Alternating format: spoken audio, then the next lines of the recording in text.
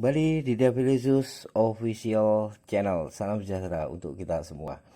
Video kali ini kita akan membahas tentang seperti apa efek dari penggunaan drain current baterai yang terlalu tinggi yang tidak sesuai dengan kapasitas driver dan LED-nya.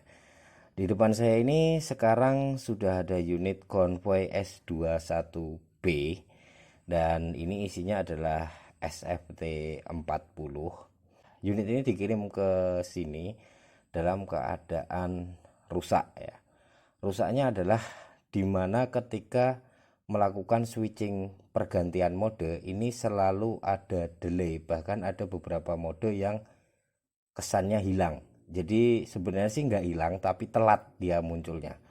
Sama unit ini saya pikir ini adalah versi build up, memang pabrikannya punya Convoy, tapi setelah saya melihat beberapa part isian dalamnya, saya yakin kalau ini adalah unit rakitan atau bisa juga ini dirakit oleh seller baru dijual. Jadi bukan benar-benar build up dari Convoy, karena saya lihat di sini adalah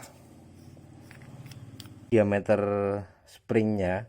Ini adalah diameter spring yang biasa dipakai oleh drivernya Convoy versi yang 17 mili, sedangkan untuk yang versi 20 dan 22 mili ini semua menggunakan model spring yang seperti ini. Ini yang pertama.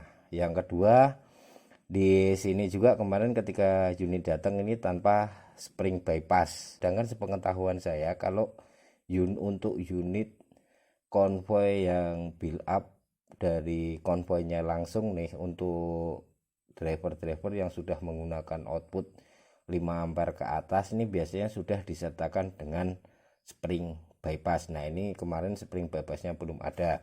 Terus ketika saya bongkar depannya udah saya pasti yakin bahwa ini adalah unit rakitan, yaitu pas ketika saya lihat gasketnya, ternyata gasketnya model kupu aslinya terus dipangkas atau dipotong.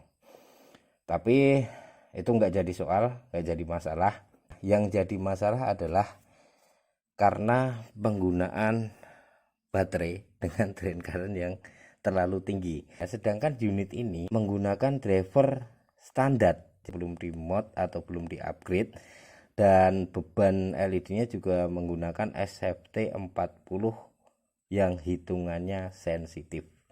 Ini sudah kita bahas di video-video sebelumnya. Kalau misal di situ spesifikasi drivernya ditulis 6 ampere maksimal, jadi kalau misal pembacaannya dia di 51, 52 itu nggak salah ya, karena dibilang 6 ampere maksimal. Dan karakter dari drivernya Convoy ini memang benar sudah menggunakan FET, tapi posisinya dia masih diregulasi atau diregulated.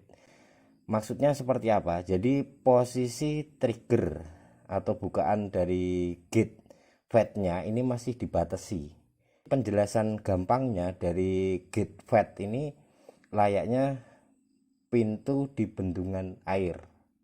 Jadi mau airnya setinggi apa, kalau pintunya hanya dibuka segitu, ya sudah berarti keluarnya juga segitu. Nah, sekarang bisa Anda bayangkan ketika Anda menggunakan baterai dengan drain current terlalu tinggi. Misal seperti ini, digunakan baterainya adalah Molicel 42A, yang berarti adalah drain current ketika startup ini maksimalnya adalah 42 ampere. Silahkan Anda hitung sendiri berapa banyak arus yang harus dibuang atau dipangkas oleh driver standar yang hanya mengeluarkan output sekitar 5,2 sampai 5,4 ampere. Nah, efeknya seperti apa? Efeknya yang pertama yang jelas adalah kerja driver menjadi lebih berat, itu satu. Kedua, karena kerja driver menjadi lebih berat, otomatis ini akan menimbulkan efek panas tambahan di samping panas yang dihasilkan oleh LED-nya. Yang ketiga, kemungkinan besar driver menjadi rusak.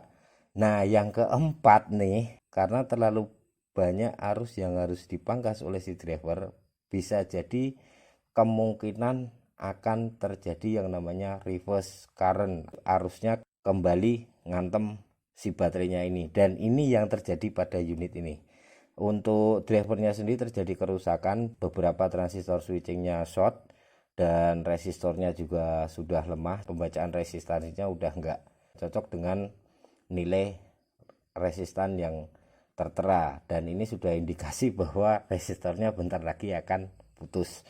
Nah terus yang kedua ini karena terjadi reverse current juga, jadi ini sel baterainya juga akhirnya bermasalah. Bermasalahnya dimana ketika ini driver sudah kita servis dan kita pakaiin baterai bawaan dari user ini, ternyata untuk turbonya masih telat dia masuk.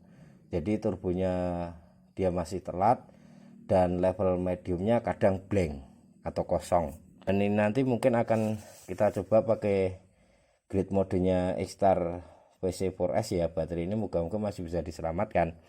Nanti kalau sudah kita lakukan grading mode dan hasil pembacaannya selnya bagus, setelah itu kita shock charging dengan kapasitas maksimal atau 3 ampere. Jelas 3 ampere berarti kita menggunakan batok charger dengan output 3 ampere juga. Jadi QC 3.0.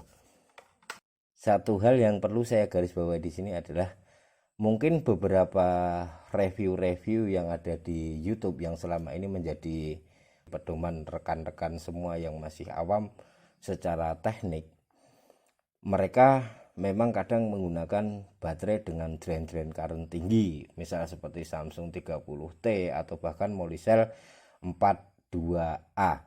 Mereka menggunakan baterai dengan drain current tinggi seperti itu hanya untuk melakukan pengukuran, hanya untuk mengambil data. Nah ini yang harus digarisbawahi ya, hanya untuk mengambil data sekaligus untuk review seberapa jauh unit yang mereka review ini bisa dipush ke batas maksimalnya. Makanya mereka harus menggunakan baterai dengan drain current yang tinggi, tapi hanya untuk pengambilan data, bukan untuk pemakaian harian. Kalau digunakan untuk penggunaan harian ya pasti ada side effectnya yang negatif. Nah ini sekarang kita akan tes.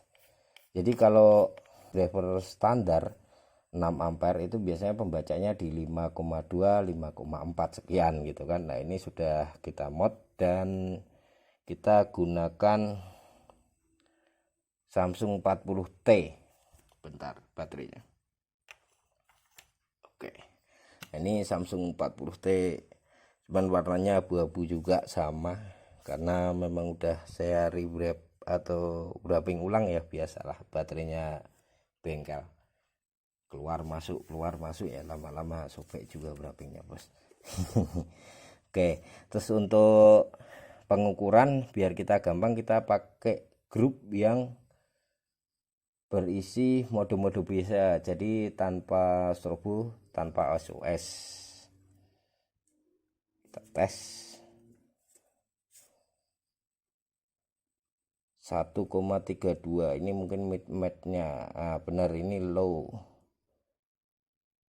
Nah ini turbo, berarti ini berisi 3 mode yang siklusnya turun, jadi dari turbo dulu, medium, terus low yang paling akhir ya. Oke, turbonya ketemu 6 dan ini udah ideal banget ya, ideal untuk SFT 40 dan terpasang di hose yang kecil. Kalau untuk yang di C8 Plus kemarin karena hose-nya lebih besar, saya berani ngepush sampai 7 ampere. Oke, dia stabil di 6,2, mediumnya di 1,3, terus low modenya di 0,05 ampere. Oke, sekarang kita tes seperti apa performnya di outdoor. Yuk kita ke battleground, langsung saja kita tes seperti apa turbo modenya. Baik, oke, jarak dekat dulu, kita akan lihat spotnya. Ini sudah kita ulas beberapa waktu yang lalu ya, semenjak Osram, varian Osram itu keluar. Jadi kalau kita ngeset LED dengan karakter HI atau High Intensity, kita cari dulu bleeding coronanya yang presisi, jadi atas sama dengan bawah dan kanan sama dengan kiri. Kalau sudah bisa dapat yang seperti itu, sudah bisa dipastikan bahwa LED sudah posisi center di tengah, reflektor dan spotnya pasti jadi lebih solid. Bleeding coronanya dia nggak bleber lagi kemana-mana. Oke, langsung saja kita tes. 450 meter tercover dengan sangat jelas, dan bisa dibilang ini menjadi salah satu alternatif pilihan juga ya, selain S21B dengan CWL PM1. Ini beamnya sebenarnya nyampe ke 600 meter, tapi kurang jelas karena sudut pencahayaannya sudah lebih lebar ya. Tapi kalau untuk di 450 masih sip gitu. Oke, turun 300 meter, kita turunin ke medium mode.